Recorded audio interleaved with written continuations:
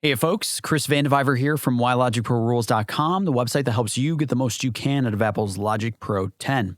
Well, it's January 2020, brand new year, brand new decade, and I imagine for a lot of us, brand new goals for the new year. And so with this new year, new decade, it got me thinking about us Logic users. I mean, Logic's awesome, but it's just a means to an end. Maybe you're a beat maker, you're a producer, you're a singer-songwriter, or a podcaster, and you bought a Mac, you bought Logic, you bought gear with the intent of progressing those goals. And that got me thinking, we start out in January with high expectations, then about maybe March or April, life starts to get in the way, you're not hitting your goals as you wanted. So how do we make sure that we stay on the wagon from January to December? For my own goals for 2020, I want to produce and write more songs, or at least produce and write more riffs through the year. And so today, I want to offer you 3, maybe 4 ideas for how you can be more creative in the new year. Those 4 ideas are, number 1, embracing templates and channel strips in Logic. Number 2, embracing the 30-second riff. Number 3, which I think is going to be pretty dicey, not buying any new plugins in 2020. And, I'll dig into that. Don't get too upset yet. And number 4, we'll see if we get there. Okay, embracing templates and channel strips in Logic. Now, I think for many of us, if you're writing songs in Logic, if you're mixing, whatever the case may be, you're probably setting up your sessions and your channel strips the same over and over and over again, right? If you're mixing a song, you're probably importing all your audio files and setting up the compressor and the EQ and setting up reverb sends, and you're just doing this again and again and again. Or if you're writing songs, you're pulling up Drummer, pulling up Amp Designer, Ultrabeat, whatever the case may be, you are just doing these things over and over and over again, which is kind of crazy. It takes up a lot of time.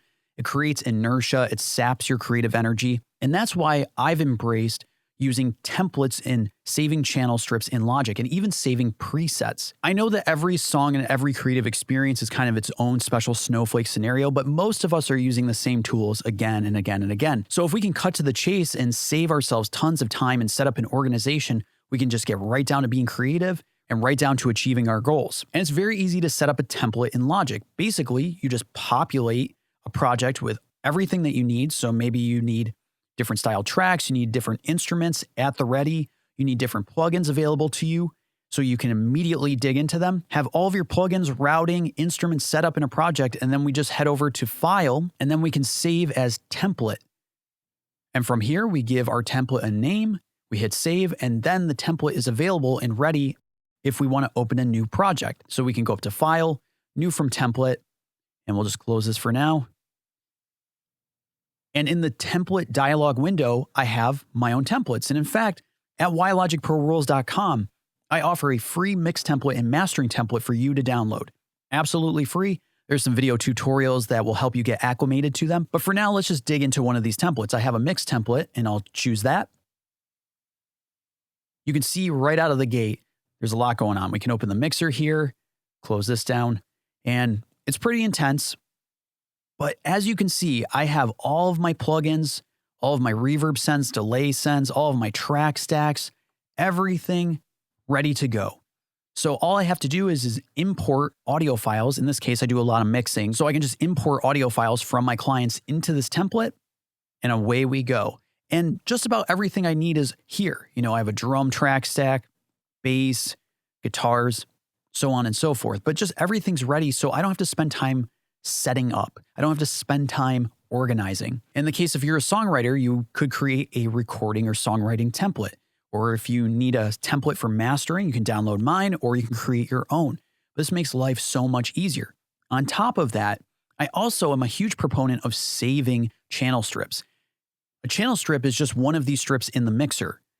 And if we go up here to setting, from this drop-down menu, we can save a channel strip setting as. You can see that I have 2 to choose from, and these are voiceover channel strips. So, when I mix my voice for these videos, I have channel strips ready for that, so I don't have to load up the same 5 or 6 plugins each and every time. You might want a vocal channel strip, or maybe a bass channel strip. Whatever the case may be, I highly suggest get these details sorted, save them, so you don't have to spend time setting everything up all of the time. Okay, number 2 in our list, embracing the 30-second riff. Now let's go back to my latest project here, and we'll just go to Open Recent, open this one here.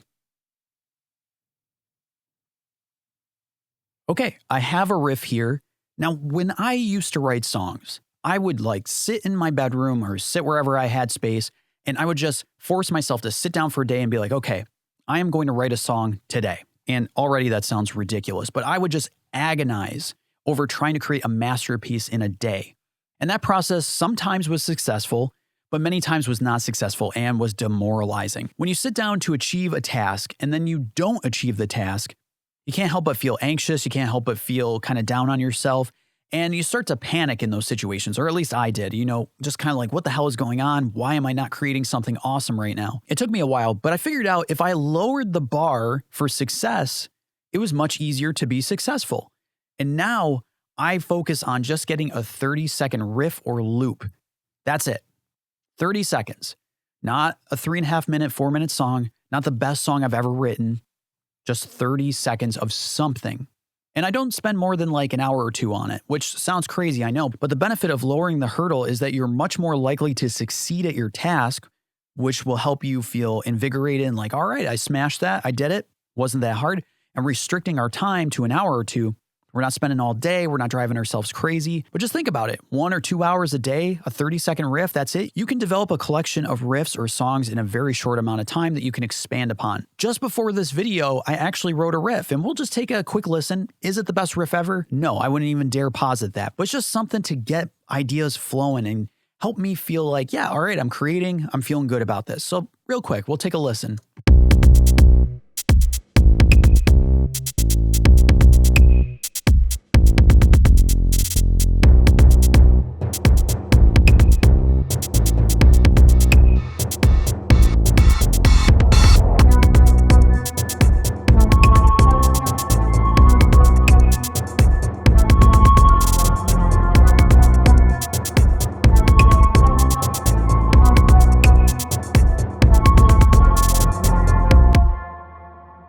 Booyah.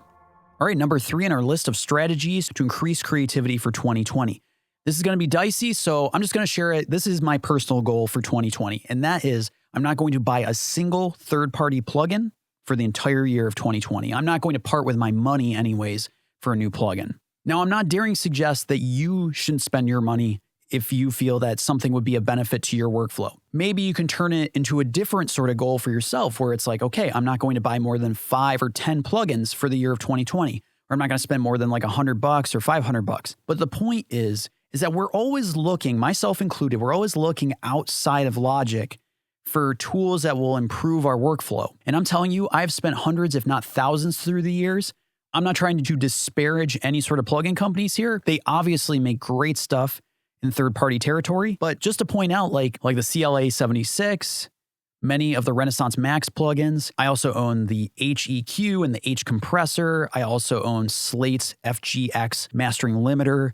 I also own the bus compressors. You can see that some of these plugins aren't even in my folder anymore. Softtube, I actually own several EQs, and even these plugins, the saturation knob, barely use. Czar 1R reverb. Again, I'm not trying to disparage these companies. They make great stuff. It's just that I've spent so much money on this stuff. And then it turns out that as the years go by, I'm kind of regressing more and more back into Logic. And even to this day, I'm still learning about plugins and presets and functions in Logic that I'm like, whoa, that's awesome. So this is just a personal goal for me. I'm not going to buy any third-party plugins for 2020.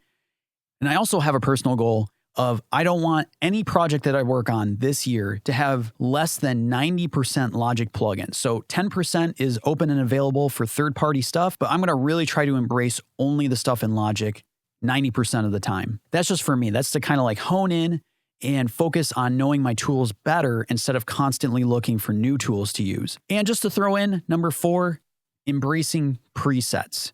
I know presets can be a kind of a dirty word, and a lot of people on forums will like to point out like, hey, you can't use an EQ preset or compressor preset. Like there's no one size fit all. There's no way to anticipate if that kick drum compressor preset will work for your kick drum. But for me, I dig into the library all the time for sounds.